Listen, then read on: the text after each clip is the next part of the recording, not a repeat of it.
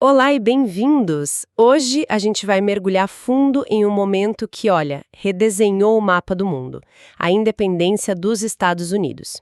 Temos aqui um material bem rico que conta essa história de como lá em 1776, 13 colônias resolveram bater de frente com a maior superpotência da época, a Grã-Bretanha. A nossa análise hoje é para tentar entender o quebra-cabeça. Como é que um grupo de colonos que parecia estar em total desvantagem não só declarou independência, mas de fato venceu uma guerra contra um império? E mais importante, que ideias eram essas, tão fortes a ponto de inspirar uma ruptura desse tamanho? Essa pergunta é excelente, porque a resposta ela vai muito além de uma simples briga por território, sabe? O que a gente vai ver aqui é, na verdade, uma revolução de mentalidade. Foi um dos primeiros grandes testes práticos das ideias do iluminismo. A meta não era só a separação, era criar algo que para a época soava quase como uma utopia. Uma república governada pelo povo, baseado em direitos, no consentimento. Um experimento, assim, muito audacioso. E o ponto de partida dessa história toda é um paradoxo incrível, porque parece até o contrário do que se espera, né? A Grã-Bretanha estava no auge, tinha acabado de vencer a Guerra dos Sete Anos em 1763, e essa vitória de alguma forma acabou plantando a semente da perda das suas colônias mais valiosas. O que foi que deu tão errado para eles? Que na América foi a Guerra Franco-Indígena, foi um conflito global. Custou uma fortuna. E uma parte gigantesca dessa grana foi para defender as próprias colônias americanas. Então o parlamento pensou, bom, nós os protegemos, é justo que eles ajudem a pagar a conta. E a forma de ajudar a pagar essa conta foi, claro, com impostos. Mas não eram impostos qualquer, né? As fontes que a gente tem aqui mencionam alguns atos bem específicos que, nossa, irritaram muitos colonos. Irritaram é pouco. Pensa no Ato do Selo, de 1765. Ele exigia que quase todo o papel impresso... Tudo. Tipo jornais, documentos... Tudo. Jornais, panfletos, documentos legais, até baralho de cartas. Precisava de um selo fiscal. Um selo pago. De repente, a mão do governo britânico, que antes parecia meio distante, estava no dia a dia de todo mundo. E some a isso o Ato do Açúcar, os Atos Townshend, que taxavam vidro, tinta, chumbo e principalmente o chá. Mas o problema não era tanto o dinheiro em si, sabe? Era a forma como a cobrança foi imposta. E é aí que nasce aquele slogan que virou um grito de guerra, né? Não há tributação sem representação. Na prática, o que isso queria dizer para um colono lá em Boston? Queria dizer tudo. Eles se viam como cidadãos britânicos com direitos históricos, como os da Magna Carta. E um pilar da liberdade britânica era que o governo não podia tirar o seu dinheiro sem o consentimento dos seus representantes eleitos no parlamento. Como as colônias não elegiam ninguém para Londres, eles viam esses impostos não como política econômica, mas como tirania. Exato. Como um ato de tirania, uma violação do contrato social. A questão era, nós somos cidadãos com direitos ou só uma fonte de receita para o império? Ok, então o pavio intelectual foi aceso. Mas como é que essa faísca, essa discussão filosófica sobre direitos, se transforma em violência de verdade, em protesto na rua? A transição foi rápida e foi brutal. A tensão estava acumulada, só precisava de um estopim. E ele veio em 1770, com o massacre de Boston. Soldados britânicos, que eram constantemente provocados pela população, entraram em pânico e atiraram numa multidão. Mataram 5 pessoas. 5 pessoas. Pode não parecer um número tão grande hoje. Não parece, mas a propaganda que veio depois, nossa, com gravuras mostrando soldados sanguinários massacrando civis inocentes, foi devastador. Transformou um confronto confuso num ato de opressão deliberada na cabeça das pessoas. E depois do massacre veio a famosa festa do chá de Boston, que de festa não teve absolutamente nada, né? Definitivamente não. Aquilo foi um ato de protesto político espetacular e muito bem organizado. Não foi só uma bagunça de gente jogando chá no mar. Tenta imaginar a cena. Noite de dezembro de 1773, dezenas de homens, do grupo Filhos da Liberdade, disfarçados de indígenas para manter o anonimato, né? Eles sobem nos navios, arrebentam mais de 300 caixas e despejam 45 toneladas de chá na água gelada do porto. 45 toneladas, caramba! Em valores de hoje, seria um prejuízo de milhões. Era uma mensagem muito clara contra o monopólio do chá da Companhia das Índias Orientais.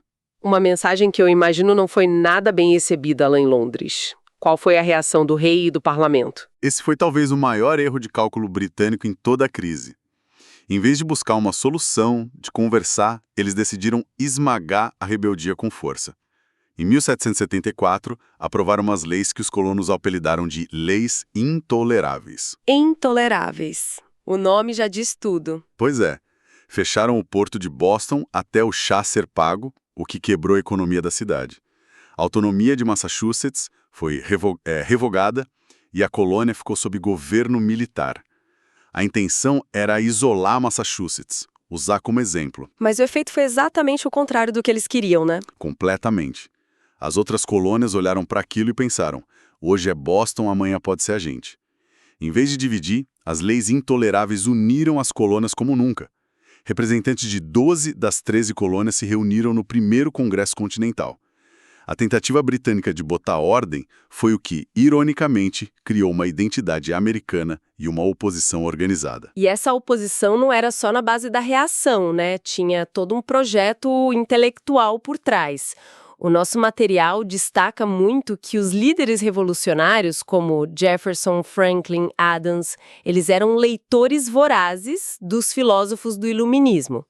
Como é que essas ideias tão abstratas, de livros escritos na Europa, viraram o motor de uma revolução na América? Essa é a parte mais fascinante. Eles não só leram, eles traduziram essas ideias para a realidade deles. De John Locke, por exemplo, eles pegaram a teoria dos direitos naturais. A ideia de vida, liberdade e propriedade. Exatamente. A ideia radical de que todo ser humano já nasce com esses direitos. E que a função do governo é proteger, não violar. E de Montesquieu, eles pegaram a fórmula para evitar a tirania, certo? Perfeito. Montesquieu defendia a separação dos poderes: executivo, legislativo, judiciário. Os fundadores viram nisso a arquitetura ideal para um governo que não concentra poder demais. E de Rousseau, claro, veio a ideia da soberania popular. Que o poder vem do consentimento dos governados. Isso. E essas ideias não ficaram só nos salões. Foram para a rua em panfletos como O Senso Comum, do Thomas Paine. Vendeu centenas de milhares de cópias e convenceu muita gente comum de que a independência era a única saída lógica. Com as colônias unidas e agora armadas com essas ideias, o conflito parecia mesmo inevitável. Onde foi que a guerra realmente começou? O estopim foi em 19 de abril de 1775. Tropas britânicas saíram de Boston com a missão de confiscar um arsenal de armas da milícia colonial em Concord. Só que os colonos foram avisados, né? Pelo famoso Paul Revere e outros cavaleiros. Em Lexington, a milícia local enfrentou os soldados. Alguém atirou. Ninguém sabe quem. E esse foi o tiro ouvido ao redor do mundo, que deu início à guerra. Logo depois, o segundo Congresso Continental se reuniu e tomou a decisão monumental de nomear George Washington, que era um veterano, como comandante do Exército Continental. E foi esse mesmo Congresso que, um pouco mais de um ano depois, formalizou o rompimento de vez. Sim. Enquanto Washington tentava transformar fazendeiros em soldados, o Congresso tomava a decisão mais ousada de todas. Em 4 de julho de 1776, eles aprovaram a Declaração de Independência. Escrita em grande parte pelo jovem Thomas Jefferson, o documento é uma obra-prima. É mais que um anúncio de divórcio, é um manifesto filosófico. É onde está aquela famosa frase: todos os homens são criados iguais. Exato. Consideramos estas verdades como autoevidentes, que todos os homens são criados iguais. Foi uma afirmação revolucionária.